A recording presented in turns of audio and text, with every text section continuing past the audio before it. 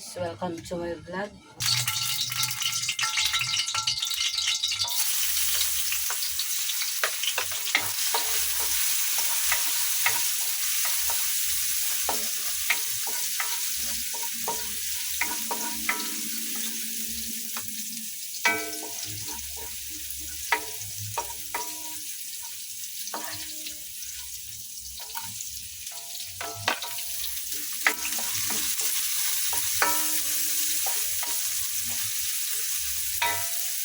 Magluluto tayo guys ng binagoongan. Ayan pong lulutuin natin. Masarap yan guys. Gigisahan muna natin siya ng mga karneng baboy na may alamang. Maglalagay tayo ng luya. Kamatis sa pakulay sa ating ulam.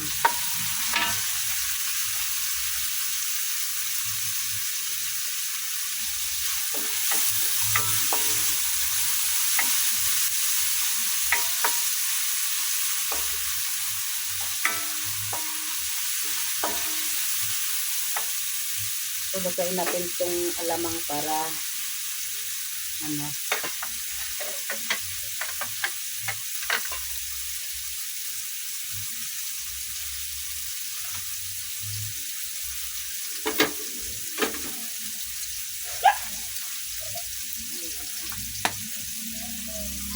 lutuin natin yung alamang guys.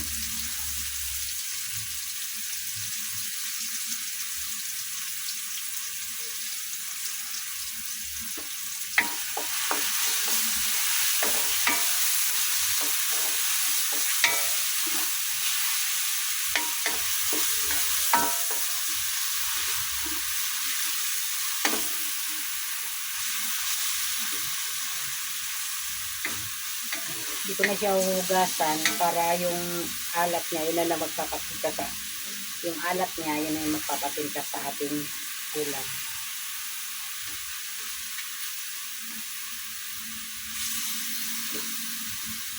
Hindi ko na siya hugasan para yung alat niya, ang ating alamang, yun na po yung magpalasa sa ating binagoongan na karne. So ilagay na natin ito.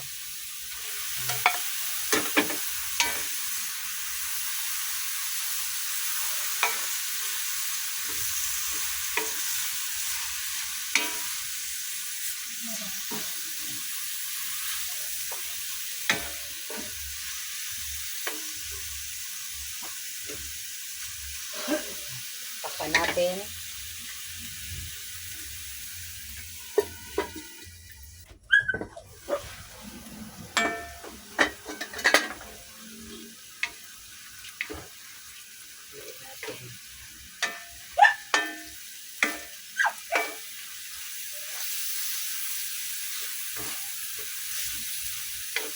Lagyan natin ng tubig guys, isang litro para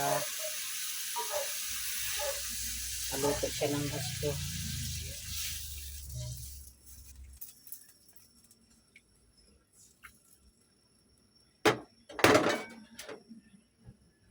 Maliit. Yung kawal, yung takip ng kaldero. Oh, pa. Yung kaldero. Yan, nababoy. Yes, solid ang kanyang takip. Mga langga.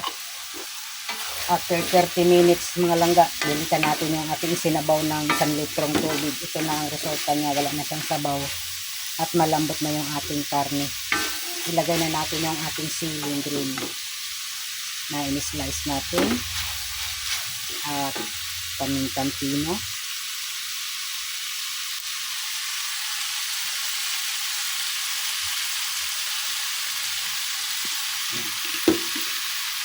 Lagyan natin. Lagyan na natin yung ating gata.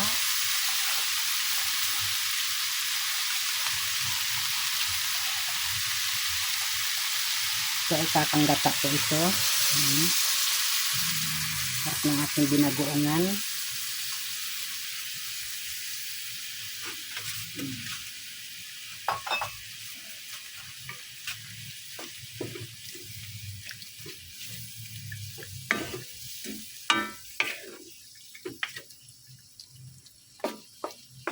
Lagyan natin ng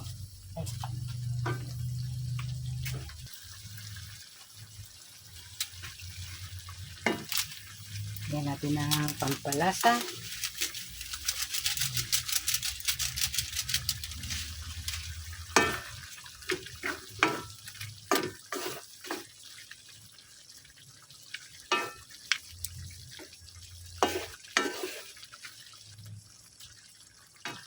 Natin. Sakto lang.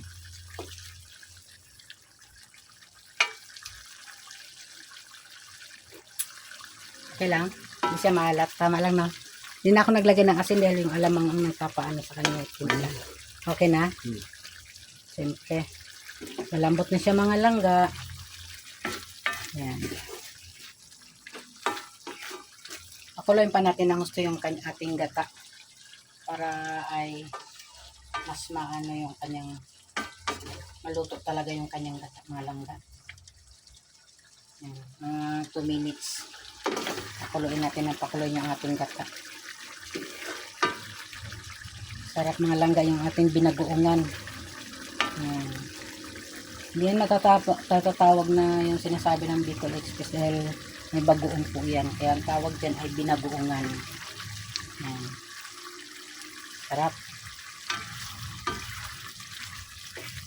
Hindi na ako magdadagdag ng tama na yung ating nilagay na gata, So yun mga langga, maraming salamat sa inyong panonood. Yan. At kung gusto niyo ang aking video, pa-subscribe na lang mga langga. Thank you for watching mga langga.